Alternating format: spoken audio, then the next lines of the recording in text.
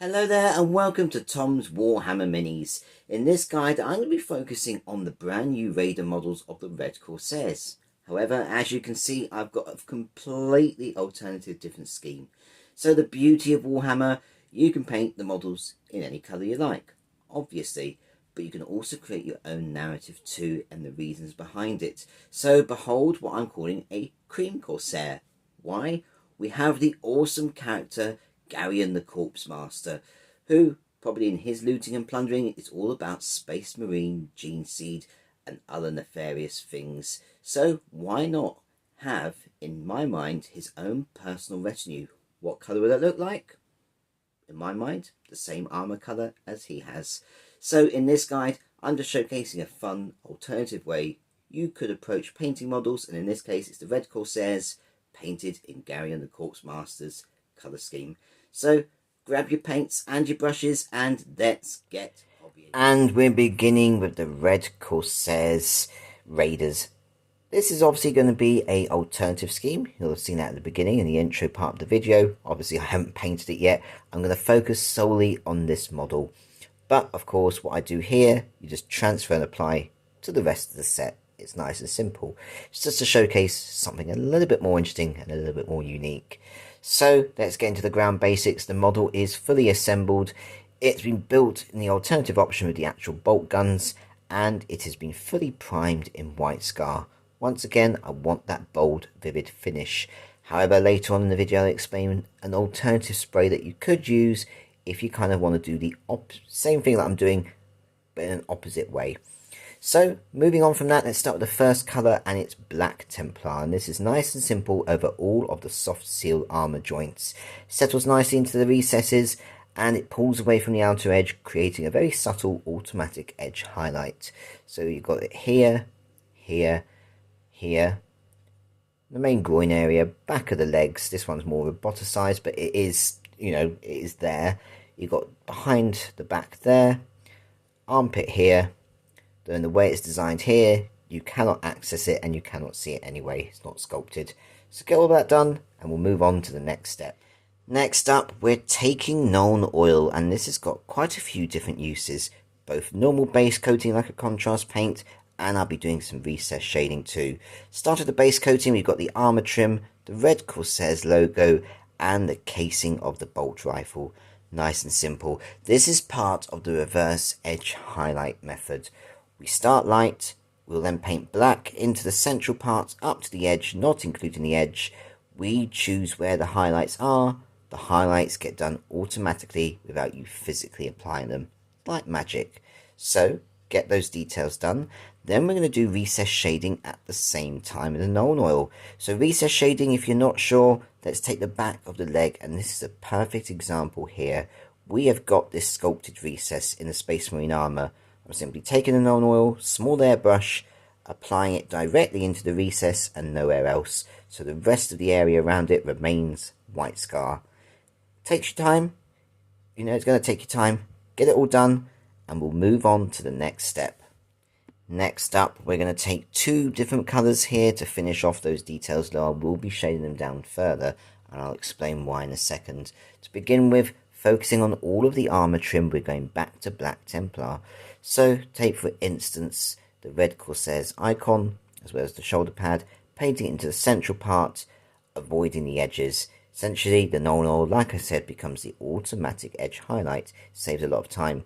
For these chunky highlights that we see here on the shoulder pad, you could, if you wanted to, get a small airbrush, have the tiniest amount and paint a central vertical line to create that, in between bit. However, because I'm going to shade them, the darker colour is going to just settle naturally into that kind of area. It will still be, there, but it will be toned down. It will just make sense. But you've got that choice. For me, I'm avoiding it, and you'll see why in the next step. So, get all of that done. It finishes off the details. If we need to fix anything, if we make a mistake, if we go over the edge, wait till we've shaded it all, and then the fixing colour would be grace here. Now, moving on to the gun casing, I'm doing a different colour, and this is Black Legion. Exact same principle, exact same process. Take the centre part here, paint it all over, avoid the edges, the normal becomes the automatic edge highlight, etc. However, the reason for the Black Legion, it's darker. It runs a lot smoother, whereas Black Templar, it will pull away because it's a lighter tone of black. We've got large surface area here that's completely flat. This just works better. That's the only reason why. But it's always good to think on these things, what works best and gives you the same look. So get all of that done, let it dry, we'll move on to shading those details. Next up, we're going to finish off all of those black details by taking Drakenhof Nightshade. Now, I do like this, it's a lot darker than Nuln Oil, it's got that blue tint, which in most cases, with what I've been saying of the Red Corsairs, is that perfect contrasting colour. Obviously, in this one, it's not going to contrast in the colour, however, it does work nicely, and it just keeps the same theme as the others. So, all over, nice even there. It tones down the highlights, just making it much more subtle, but it just works perfectly. So get all of that done, let it dry, and then we'll move on to base coating our armour. Next up, we're base coating all of that bone coloured armour. Now, I've mentioned it at the beginning, I'll mention it here. I'm basing it as if this squad is in the personal service of Garreon the Corpsemaster, one of the lead figures, the sort of dark apothecary. So, obviously copying that same colour armour scheme, the colour is Wraithbone. Contrast paints won't get this achieved look. So, we're going to thin it down because it's quite a thick paint. 3 parts of Wraithbone into a palette and mix 1 part of Armour Medium. Now, the way I'm applying it is my reverse edge highlight method. So, on a flat surface area up to the edge, not including the edge. In this instance, White Scar remains as our automatic edge highlight, and by doing it this way, we control how thin and crisp those highlights are. Now, things to mention, large flat surface areas like this, and the shoulder pad, you're going to need 2 coats for a nice solid even layer. Small areas, like the feet, you only need 1.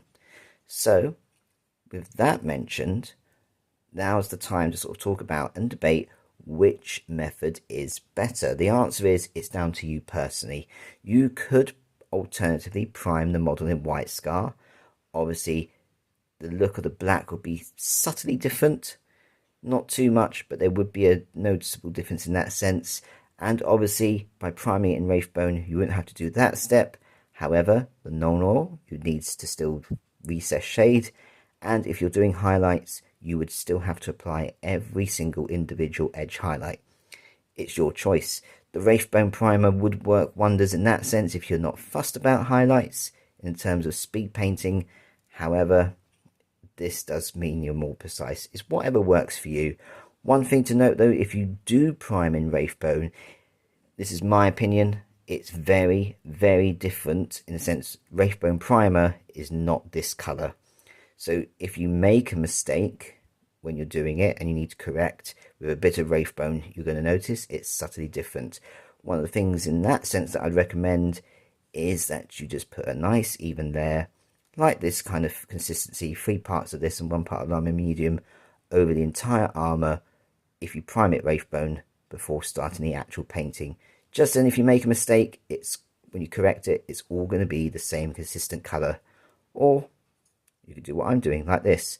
Whatever works for you, but regardless to that, get this step done, we'll move on to the next step. Next up, we're going to add a glaze to all of that armour just to finish it off.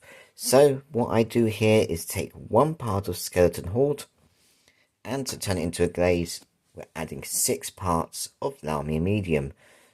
So you don't need too much when you're doing one model at a time, but nice and simple. When we're applying this one, it's literally over the entire armour. Obviously avoiding the black details and the details we've yet to paint. But we don't need to avoid the edge. We don't need to avoid the recess. We are literally painting it all over. And because it's a contrast paint and so heavily thinned down, when it goes over the edge, it just pulls away automatically. And as you can see, the White Scar remains. But it does enhance the bone look. It just makes it that little bit stronger and just stand out more. So get all of that done, let it dry. We'll move on to the next step. Next up, keeping things interesting, I've got a whole host of different colours here, and we want to sort of introduce a triadic colour scheme. While the bone is very near to yellow in that sense on the colour wheel, it's not quite yellow enough. So We've got all this cloth detail down here, the ropes, the tassel. We've got a bit of armour up here. I'm going to explain my reasoning behind that in a second. We've got the belt, that kind of stuff, and then the basing. So, starting with the cloth. Now for this one, because obviously they're red terrors, I want to introduce that kind of aspect. So I've taken Flesh Terrors Red in its purest form, and nice and simple, paint it straight over. If you've got bigger cloth sections than this, then add a little drop of Lamy Medium just to help with the flow of paint. Moving on from that, we've got the tassel cloth up here, and the colour I've used here is Crocscore scales, nice and simple. Moving on from that, I am taking Nazdreg Yellow, and I'm using this for all the rope bindings on this colour scheme. Next up from that, let's focus on the belts. I've taken Gorgonta Fur and I've applied it a little bit heavier than you normally would. Essentially, it's the same aspect as Reverse Edge Highlight, however, we're only doing one paint. So I'm getting it in, keep an eye for pooling. This up here is okay because it's only in that little corner section there where it's going to be darker anyway. It's not going onto the armour, so that's okay.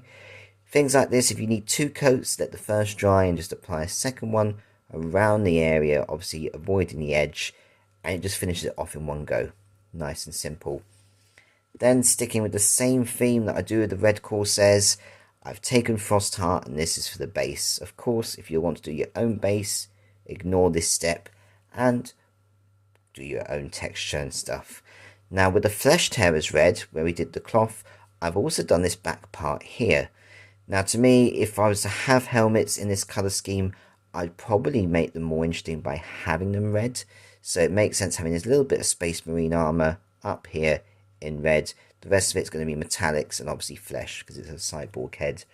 Now I'm not doing Reverse Edge Highlight on the armour up here, but if you wanted to, just to, you know, keep consistent, I'll be going down basically the classic route of Gryph-hound Orange, then Flesh Terrors Red. However, with a tiny section like this, we only need to do a very simple edge highlight. It's not worth the hassle. So, let's get all of that done, let it dry, we'll move on to the next step. Next up, we're going to get our model battle ready, starting with the flesh. Now, any paint will work here in that sense with the contrast paints. For this one, I'm going with Fyreslayer Flesh for a change. Nice and simple, just base coat that straight on. Moving on from that, I'm taking Leviathan Blue. Now this I'm using for the cables on the backpack. Small airbrush, being very careful to obviously avoid all of that wraithbone detailing. Then we've got our metallic details to paint. For the silver, keeping classic for me with the red Corsairs, or in this case the cream ones, I'm sticking with Leadbelcher. So, pretty straightforward. Use the box art as reference as you need, but all of the silver details. And for the gold, I'm keeping very classic with Retributor armour.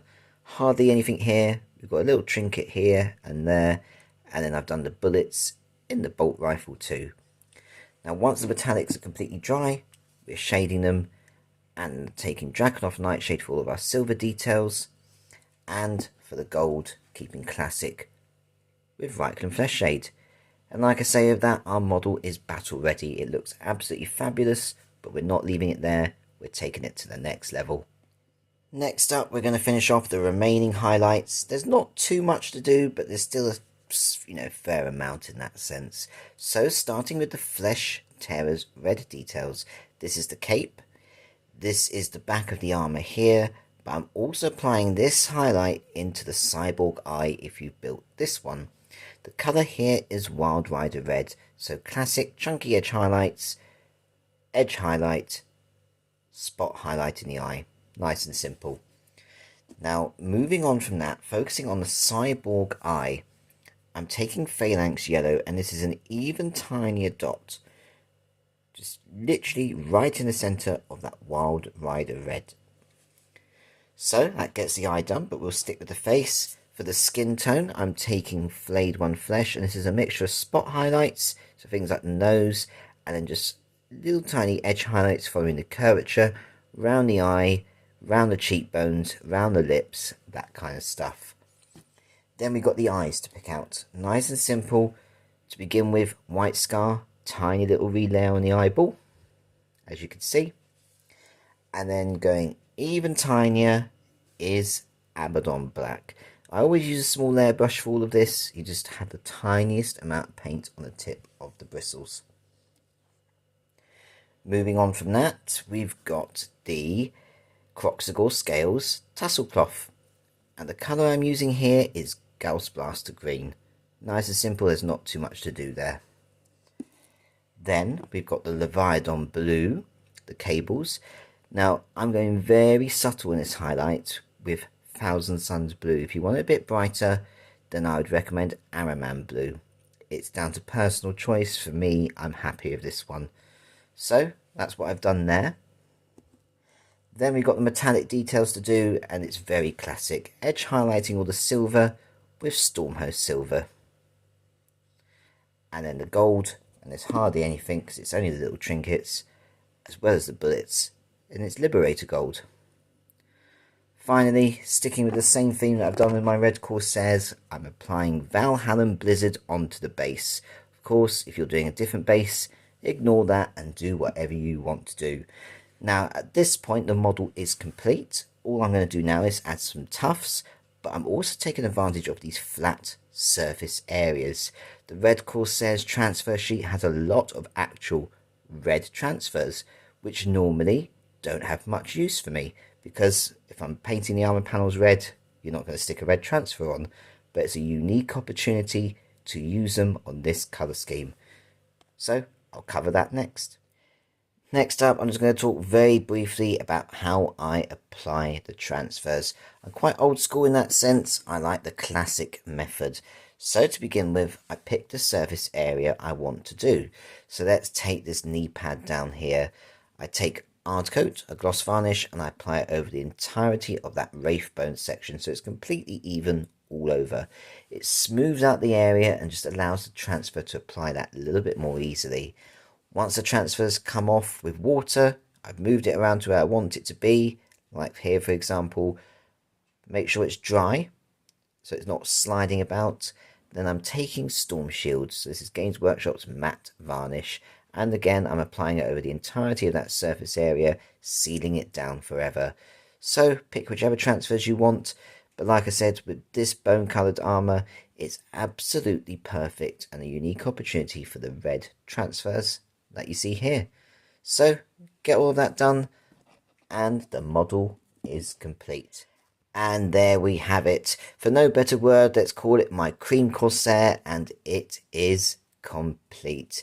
It's really quite an awesome thing when it comes to Warhammer, creating narratives for models that you have, and I could easily imagine this as one of Garreon's personal guard, perhaps hunting and raiding for gene seed from other Space Marine legions. There's just so many backstories you could create. It's a good colour scheme, it works, it makes sense in that way. Now, if this video has inspired you, then please do give it that all-important like, and do share the video too. Sharing just helps others find the channel, it helps them get supported in the way I do things. It's just about helping the Warhammer community, and that's what my videos exist for. That's their sole purpose. And if you haven't subscribed, please consider doing so. It's support that helps the channel grow. The more it grows, the more I can continue supporting you, the awesome Warhammer community. So until that next video, do look after yourselves and happy hobbying.